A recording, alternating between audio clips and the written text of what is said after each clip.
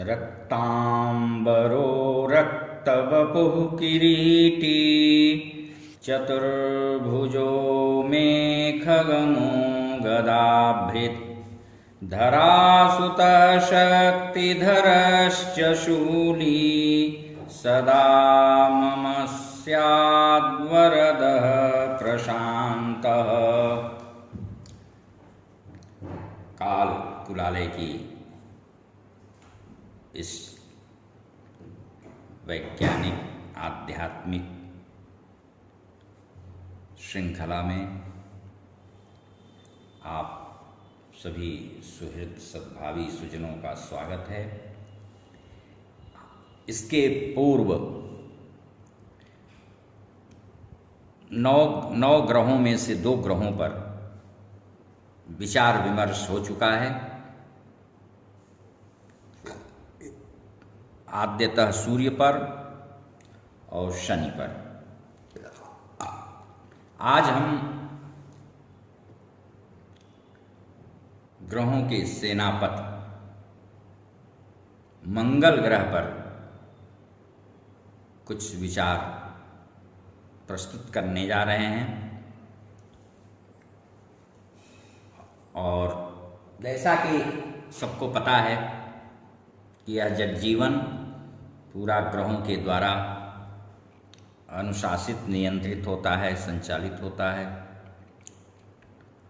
और इनका मानव पिंड पर बहुत ही गहरा प्रभुत प्रभाव पड़ता है। इसलिए उसमें मंगल बहुत ही प्रभावशाली ग्रह हैं। इनके लिए कहा गया है धरणी गर्भ संभूतम विद्युत कांति समप्रभम कुमारम शक्ति हस्तम च मंगलम प्रणमाम्यहम्। ये धरणी गर्भ संभूत हैं और इनकी सभी ग्रहों के साथ बड़ी महिमा है। जनजीवन में बहुत बड़ी भूमिका है। मंगल ग्रह दूषित या निर्बल होते हैं या दुस्थान में पड़े होते हैं या शत्रुगेही होते हैं या शत्रु से दृष्ट होते हैं तो जातक के लिए हानिकारक सिद्ध होते हैं। इनके दुष्प्रभाव से यदि भूमि भवन संतान में अवरोध हो और रक्त से संबंधित चर्म से संबंधित रोगों का बाहुल्य हो, आप कर्जदार हो चुके हों, ऋण चुकता न हो पा रहा हो या इनकी किसी भी गड़बड़ी से संतान सुख से वंचित आप हों तो मंगल की सम्यक वैदिक या तांत्रिक उपासना करें, उससे अवश्य लाभ होगा। क्योंकि मंगलो भूमिपुत्रश्च ऋणहर्ता धनप्रदः कहा गया है। भूमिपुत्र मंगल देव ऋण से मुक्ति भी दिलाते हैं और धन देते भी हैं। धन प्रदायक ग्रह हैं। विधि विधा पूर्वक इनकी शांति से बहुत लाभ मिलता है। इनकी शांति के निमित्त भौम मंत्र का जप, व्रत विधान, स्तोत्र पारायण और इनकी समिधा खैर, प्रदेश मात्र खैर की समिधा 108 या 27 लेकर के गोघृत में डुबो करके वैदिक पौराणिक या तांत्रिक मंत्रों से यदि हम संस्कारित अग्नि में हवन करें तो त्वरित लाभ मिलता है। इनके त्रिकोणात्मक यंत्र को प्राण प्रतिष्ठित करके उसकी यदि नित्य पूजा की जाए तो उससे भी लाभ मिलता है। और यदि त्रिकोण देसी मूंगा जो कि इनका रत्न है उसको सोने की अंगूठी में बना करके धारण किया जाए तो उससे भी अच्छा लाभ मिलता है। मंगल भारद्वाज गोत्रोद्भव हैं, भूसुत हैं, रक्तवर्णी हैं, रक्त वस्त्र है इनका, सिर पर मुकुट है, चतुर्भुजाधारी हैं, मेषारूढ़ हैं, भेड़ इनका वाहन है, गदाधारी हैं, शक्तिशूलधारी हैं, दक्षिण दिशा के स्वामी हैं, त्रिकोण इनका यंत्र है और मेघ वृश्चिक और भौमा, मेष और वृश्चिक राशि के स्वामी हैं। सूर्य शशि के सुहित हैं और इनके स्वामी स्कंद यानी कार्तिकेय जिन्हें षडानन कहा जाता है वो इनके अधिदेवता हैं। मंगल का वैदिक मंत्र जो है विरूपाक्ष उसके ऋषि हैं। हमेशा चाहे कोई भी वैदिक या तांत्रिक मंत्र है तो उसके जप के पूर्व पूजन और ध्यान, संक्षिप्त ही मानस पंचोपचार पूजन अवश्य करना चाहिए और ध्यान भी जरूर करना चाहिए, क्योंकि लिखा है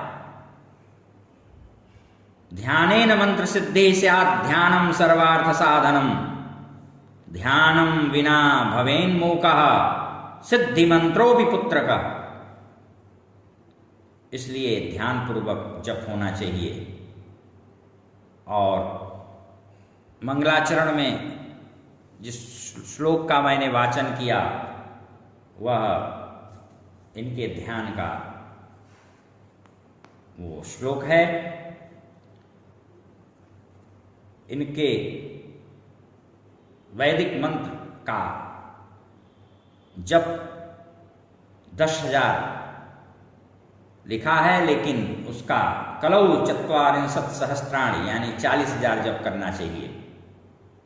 फिर दशांश खैर की समिधा से तिल पायस खीर तथा घृत से हवन तर्पण इत्यादि करना चाहिए। मंगल का षडक्षर तंत्रोक्त मंत्र भी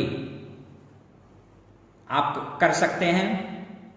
उसका विधिवत 6 लाख जप पूर्वक हवन तर्पण मार्जन परम लाभदायक सिद्ध होता है।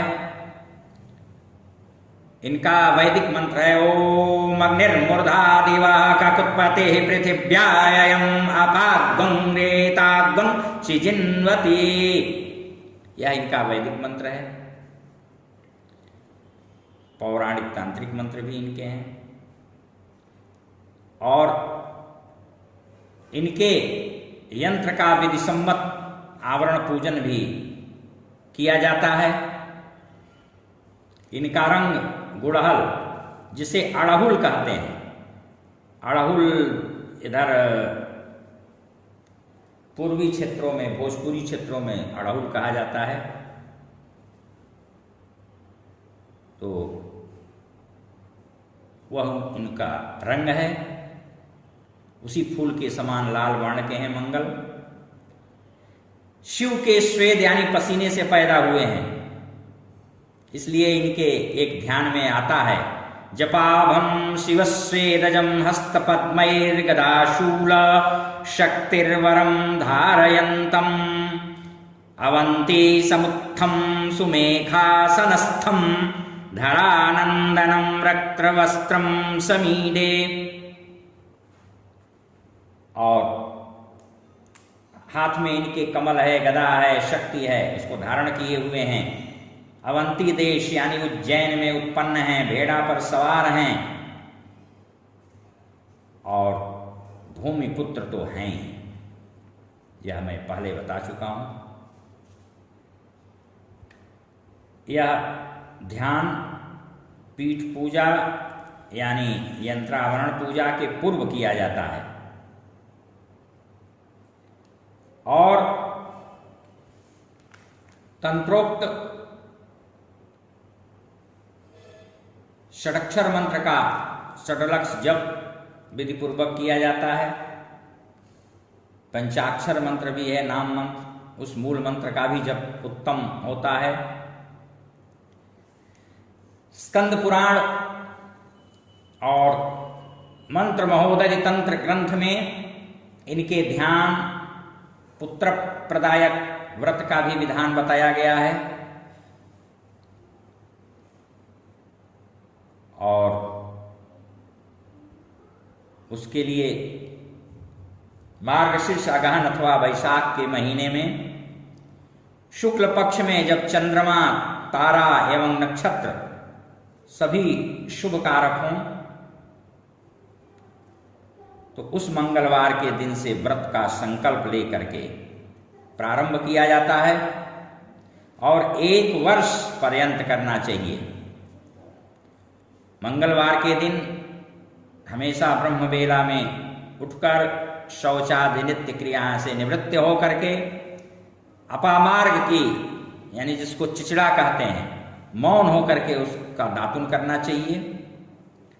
फिर स्नान, संध्या वंदन आदि क्रिया करके लाल चंदन धारण करके इनके यथाभिरुचि मंत्र, स्तोत्र, कवच, हृदय या यंत्र का पूजन, पाठ, पारायण किया जाता है। जन्मराशि से मंगल पहले, दूसरे, चौथे, 5वें, 7वें, 8वें, 9वें, 10वें तथा 12वें स्थान में हों तो अनिष्टकारक, पीड़ाप्रद होते हैं।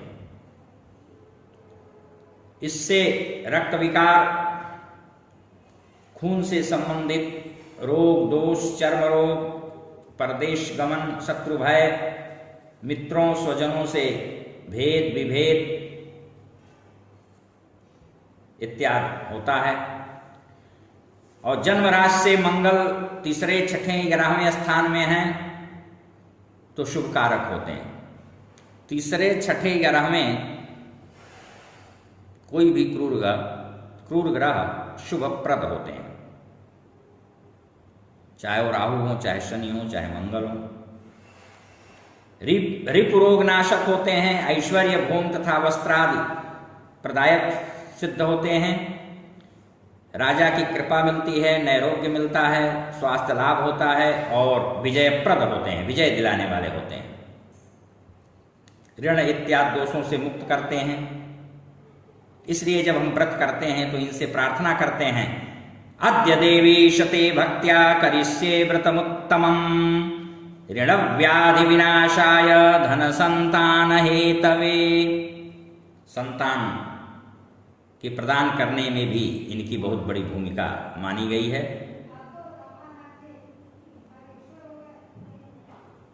और अलग अलग पूजा में, यंत्र पूजा में अलग और मंत्रों के पूजा में अलग अलग इनका ध्यान है। अलग अलग इनके आवाहन के भी अलग मंत्र हैं। रक्तमाल्याम्बरधर शक्तिशूल गदाधर चतुर्भुजो मेघगमो वरदः स्याद्धरासुतः। आवाहन के लिए है ओम ये भगवन् ब्रह्मन्नंगारक महाप्रभो त्वयि सर्वं समायातं त्रैलोक्यं सचराचरम इत्यादि। अब इनको अर्घदान भी दिया जाता है। त्रिकोण अथवा स्थंडिल में ताम्र कलश को स्थापित करके 21 कोठे का त्रिकोण ताम्र यंत्र अथवा रक्त चंदन से बना करके शूल, शक्ति, गदा इत्यादि धारण करा करके मेघ वाहन पर इनको अवस्थित करके इनकी पूरी आकृति भी बनाई जाती है, जिससे यथा संभव जो हो सके वह उसको करना चाहिए। उस प्रतिमा को स्थापित करे, उसकी प्राण प्रतिष्ठा करे और उसके बाद तदनंतर इनके 21 मंत्रों से 21 कोष्ठात्मक यंत्र में गंधाक्षत से नामोच्चार करते हुए पूजन करे।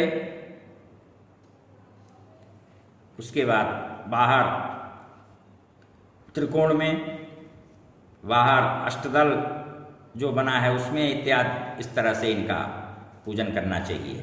फिर जल से भरे हुए ताम्र पात्र के बर्तन में गंधाक्षत सब पुष्प रक्त वर्ण का डाल करके उसको फल से युक्त करके घुटनों के बल पृथ्वी पर बैठ करके इनसे प्रार्थना करे और प्रार्थना करते हुए इनको अर्घ दिया जाता है। उस समय यदि आप संस्कृत के श्लोक याद कर सकते हैं तो इसको कंठस्थ करके इसका वाचन करते हुए दे सकते हैं, नहीं तो बिना वाचन के उनका स्मरण करके और ध्यान करके दे सकते हैं। ओम भूमिपुत्र महातेज स्वेदोद्भव पिनाकिना श्रीऊर्धि त्वां प्रपन्नोऽहं गृहाणार्घ्यं नमोस्तुते प्रसीद देव देवेश विघ्नहारेन्धरात्मज गृहाणार्घ्यं मया दत्तं मम शान्तिप्रदो भव रक्तप्रवाल शंकाश जपा कुसुम सन्निभ महीसुत महाबाहो गृहाणार्घ्यं नमोस्तुते। इस प्रकार से इनको अर्घ हम प्रदान करते हैं और फिर बाकी हवन इत्यादि की क्रिया तो की ही जाती है। स्कंद पुराणोक्त ऋणमोचन मंगल स्तोत्र है, उसमें कुल 12 छोटे छोटे अनुष्टुप छंद में के अनुष्टुप छंद के छोटे छोटे श्लोक हैं, बहुत ही सरल संस्कृत है। दूसरा मंगल स्तोत्र यह है, वह भी उसी पुराण का है, उसमें मात्र 7 श्लोक हैं और मार्कंडेय पुराणोक्त एक अलग से भी स्तोत्र कवच है जिसमें कुल 7 श्लोक हैं। आपको इसमें से जो भी उपलब्ध हो, सरल लगे और रुचिकर लगे, आप उसका पाठ हमेशा कर सकते हैं, नहीं तो मंगलवार को अवश्य करें। इनके व्रत में एक समय एक अन्न गेहूं के आटे का बना भोजन करना चाहिए। व्रत में पद्म पुराणोक्त भौमवार व्रत की कथा भी सुनी जाती है। मैं अपने पहले के वक्तव्यों में आप सबको बता चुका हूं कि किसी भी देवी देवता का अनुष्ठान जप पुरस्चरण करने के पूर्व सर्वप्रथम उसकी गायत्री का 10,000 जप करने का विधान है। वह जप कर लेना बहुत ही अच्छा रहता है, लाभदायक होता है। इसलिए मंगल का भी जब हम कुछ भी करें, कोई भी उपासना, पुरस्चरण, साधना, पूजा पाठ, तो सर्वप्रथम प्रारंभ में ही हमें उनके गायत्री का जप कर लेना बहुत ही उत्तम होगा। उनकी गायत्री है, वो मंगार गाय विद्महे शक्ति हस्ताय धीमहि तन्नो भौमः प्रचोदयात्, या ओम क्षितिपुत्राय विद्महे लोहितांगाय धीमहि तन्नो भौमः प्रचोदयात्। यह उनकी गायत्री दोनों है, दोनों में से जो ठीक लगे। कभी भी हम भौम व्रत करें तो 45 दिन या 21 मंगलवार, 45 या 21 मंगलवार तक ही करना चाहिए। हाँ, इच्छा अनुसार अधिक दिनों तक भी हम कर सकते हैं, उसको बढ़ा सकते हैं, लेकिन इससे न्यून नहीं होना चाहिए। मंगल को ठीक करने के लिए, इनका सकारात्मक परिणाम इनसे मिले, इसके लिए और भी छोटे छोटे उपाय हैं जिनको हम आप कर सकते हैं और उसको करने से बहुत लाभ मिलेगा। खैर यानी कत्था जिसको कहते हैं, पान के पत्ते में लगा करके उसको हम यदि खाएं तो वह लाभदायक होगा। पान के पत्ते में क्लोरोफिल होता है और कत्था रक्त का शोधक होता है। खैर का वृक्ष लगाया जाए, उसकी सेवा पूजा की जाए तो लाभदायक होगा। रक्त शोधक अन्य जीव भी जो वनस्पतियां हैं उनको हम खाए पिए। मंगलवार के दिन सांड को या गाय को गुड़ खिलाएं। स्वयं भी दोनों समय भोजनोपरांत गुड़ खाएं, लेकिन गुड़ खाने के बाद तुरंत पानी न पिएं, कुल्ला करके मुंह साफ कर सकते हैं। 10-20 मिनट बाद पानी पिएं। मंगलवार के दिन लाल वस्त्र पहनें, लाल रंग के कपड़े का दान करें, स्वयं भी लाल चंदन लगाएं, कुमकुम का चंदन लगाएं। हवन की सामग्री में लाल चंदन, जिसको देवी चंदन कहते हैं, उसका बुरादा भी मिलाया जा सकता है, कुमकुम भी मिलाया जा सकता है, मिला करके उसका हवन करें। और यदि संभाव्य हो तो लाल रंग की देसी गाय का घी हवन में प्रयुक्त करें पूजन में। यदि न उपलब्ध हो, अनुपलब्ध हो, तो किसी भी गाय का घी उपयोग में ले सकते हैं। मंगल से दूषित रक्त के शोधन के लिए देसी गाय का गोमूत्र बछिया का मिल जाए तो अत्युत्तम, बहुत लाभदायक होता है। उसका पान भी करें, चर्म रोग में उसको लगाएं भी। लाल रंग का गुग्गुल भी हम हवन सामग्री में मिला सकते हैं, भोजपत्र भी मिला सकते हैं। मंगल आक्रामक तमोगुण प्रधान ग्रह जरूर हैं। कुज और अंगारक भी इन्हीं का नाम है। सोना इनका धातु है, लाल इनका रंग है, और पुष्प भी इनके लिए लाल ही चढ़ाया जाता है। दान के लिए लिखा है प्रवालगो धूम मसूरिकाश्च वृखोरुणश्चापि गुणः सुवर्णम आरक्त वस्त्रम करवीर पुष्पम ताम्रम च भौमाय वदन्ति दानम। मूंगा, गेहूं, मसूर, बैल लाल रंग का हो तो ज्यादा अच्छा। गुड़, सोना, तांबा, लाल वस्त्र, कनेर का लाल पुष्प आदि।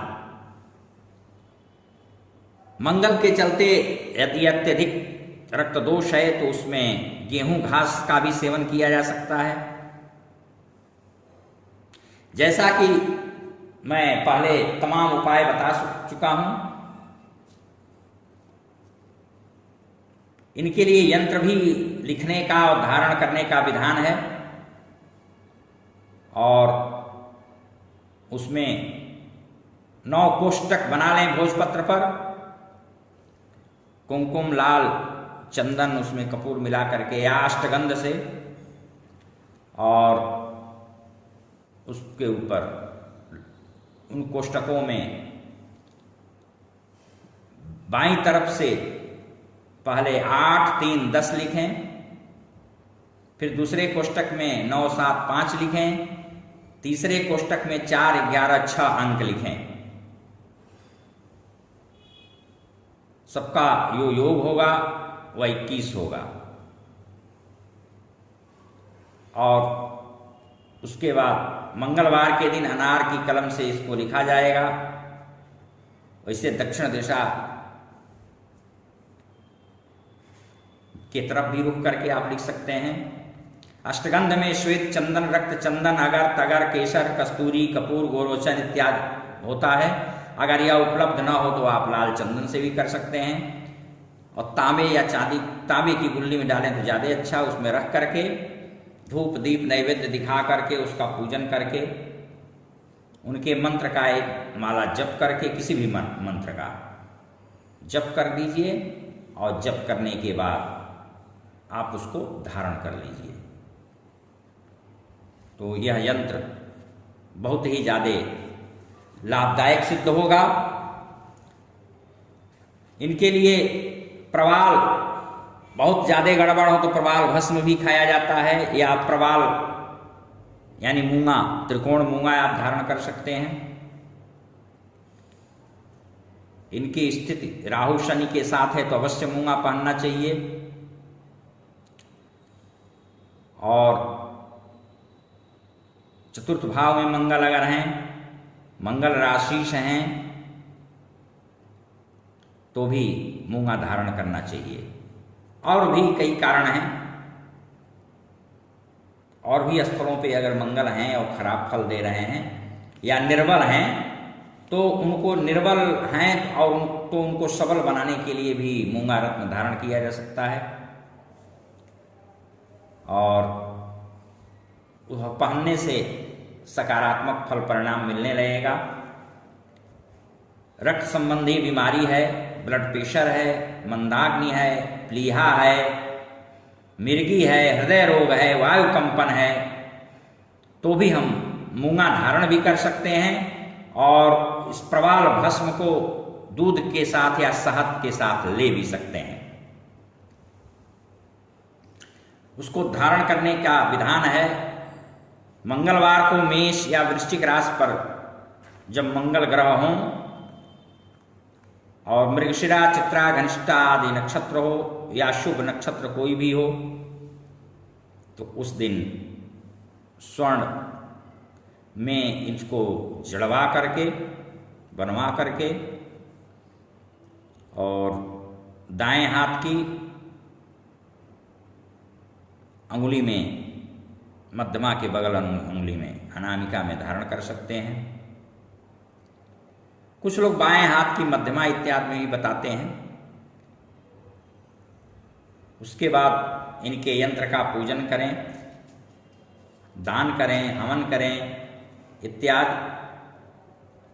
वह 6 रत्ती से कम का न हो, 6 से 8 रत्ती तक का होना चाहिए मूंगा, 6 पर्याप्त है। और देशी त्रिकोण मूंगा ही सबसे ज्यादा लाभदायक होता है। बस आज मंगल के विषय में इतना। हरि ओम।